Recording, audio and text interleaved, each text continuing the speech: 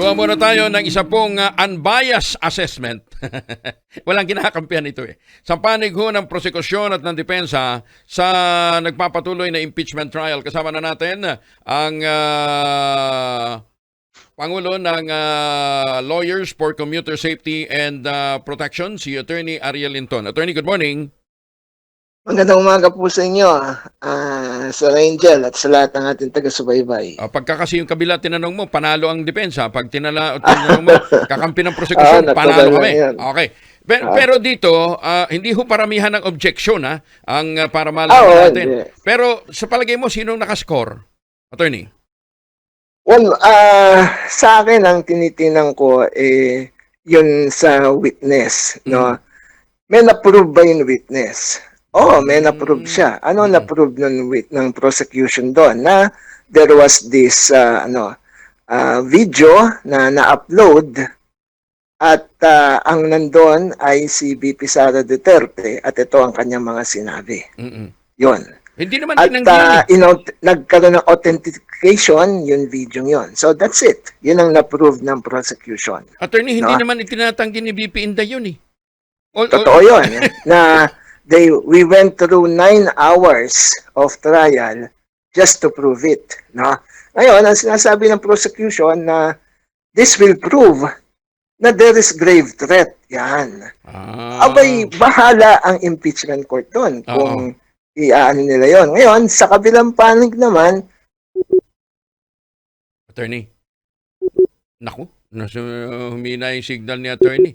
Nagbigang tutot, Anyway, establish natin yung linya ni Attorney Inton. Pero ang malinaw ho kasi dito,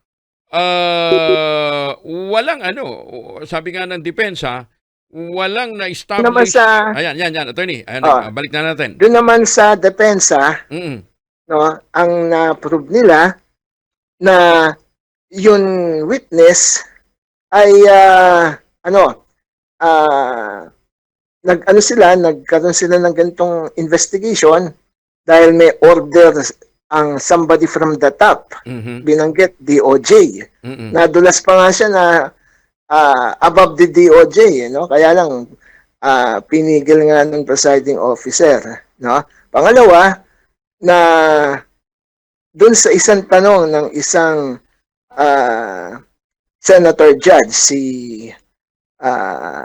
Senator Judge Robin Padilla, hindi nakuha nun witness yung raw copy, yung pinagmulan. No, yung pinagmulan. So, ang tanging na pakita lamang nila ay yung na-upload. Okay. So, marami pa naman, sa akin, may puntos yung depensa, may puntos yung prosecution, but at the end of the day, what did they prove yung prosecution from the witness? Yun nga lang po, sa isang tingin ko as a practicing lawyer, ang na-prove nila is something that we already know. Alam na natin yon. Oo nga. No? Pero alam mo, doon din ako kinakabahan eh. Yung pahayag ng prosekusyon na sa susunod na mga pagdinig, ipapatawag daw nila yung assassin. May nasa kanila yon. Kasi ganito, no?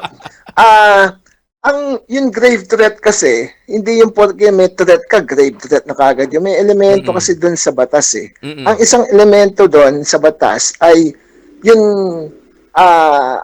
yung threat mo would amount to a crime. Yan. As sabi nila, no, yung sinabi mo na papatayin ko si Presidente, si si First Lady, si Romualdez, threat na yun eh. Murder yun. Kaya it amounts to a crime. Pero pag nakita mo yung sinabi ni VP Sara, sabi niya, pag namatay ako, meron na akong na-contact na assassin, something like that. So, kung meron siyang na-contact na assassin, at that time, ang sinasabi ni VP Sara, no, let's take that as a, as it is, na siyang mastermind at meron gagawa noong krimen kapag napatay siya. Di ba? So, yun, parang conspiracy to commit murder. Mm-hmm. Wala naman pong krimen na conspiracy to commit murder. Meron murder. Attempted, frustrated, no? Attempted murder na ba yan? Hindi pa. Bakit? Wala pa naman act eh. So, how can that amount to grave threat, no? Which is a crime if Mhm. wala namang krimen pa, Oo. no? Oo. As we speak, buhay pa yung tatlo, di ba? Paano kung so ang sinasabi ng prosecution, hindi yung kanyang conduct, yung kanyang pag-uugali, ganon. So, that boils to the question, yung bang pag-uugali niya is a Impeachable offense. impeachable offense? Yan. Ah. So, doon pa rin tayo sa impeachable offense na ngayon, doon sa, alam nyo, ito na, sa tingin ko po, mapapaikli natin yung proceeding. We can save money from money that was paid by the taxpayers kung iikli yun, katulad isang witness, probably 3 oras pwede na sa kanya yun. Kaya Actually, ang daming manifestation. Oo nga eh. Oo. Yun kapag mag-represent ng evidence, yung isang congressman magmamanifest pa. Hindi naman kailangan na yun eh. What we can do there is, okay, may manifestation ka, make it in writing, submit natin sa court. Mhm. No? And then, kung gusto niya ilabas yan, sige. Basta, you just submit in court para, kasi kinukuha nila yung airtime eh, sayang eh. Makikita nyo, sino ba ang nagdidirect? Ako, I doubt kung meron congressman prosecutor na magdadala o magtatanong ng direct or cross. Hindi. Purong manifestation lang sila. Iiwan nila yung trabaho ng pag-prosecute sa kanilang mga private prosecutors kasi yung mga private prosecutors are seasoned practitioners. Okay.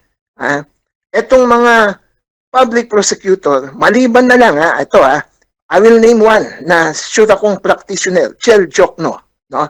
Yan, practitioner yan. Pero sa iba, they are more politicians. Hindi, no? teka muna. Di ba Kaya si... tuloy, Attorney- para magkaroon lang ng papel yung congressman, may manifestation pa sila. Natural, etong depensa, abay, lugi naman kami. Bakit? Televised to eh. Remember, 2 husgado yung kanilang hinaharap. The impeachment court and the court of public opinion. Kaya makikita mo, lahat tayo nakatuon doon as if we are watching a basketball game. At kanya-kanyang opinion na ang galing ni attorney ganyan, ang galing ni attorney ganyan, ganon. Pero, hindi naman yun ang objective ng impeachment. Di ba? So, kung mapapaikli natin yan, mababawasan yung mga manifestation na yan. At the same time, alam mo yung objection, natural lang yun sa isang abogado mag-object. No? Ang kinakailangan lang kasi sa objection, when you object, you just say the basis of your objection. Hindi mo na kailangan magpaliwanag pa. No?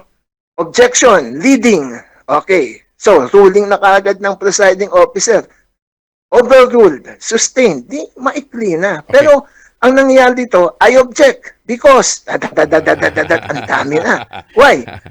Hindi naman kailangan yun. Kaya nga, natural si Cheese, yung presiding officer, allows that. Kaya nga may point na sinabi niya, inalaw na natin magsalita itong prosecution ng kanyang closing argument yata.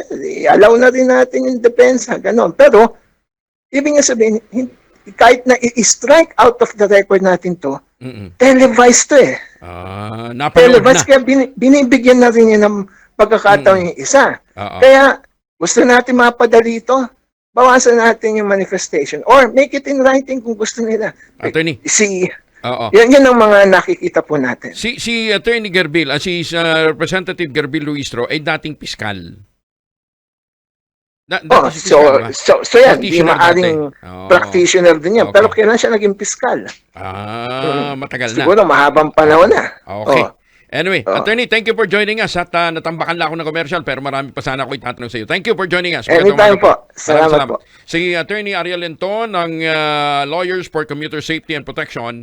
Pero ang malinaw ho dito, habang nagtatagal, ang taong bayan po ay gumagastos ng 25 million pesos sa bawat hearing ng impeachment court. Radyo Natin Nationwide.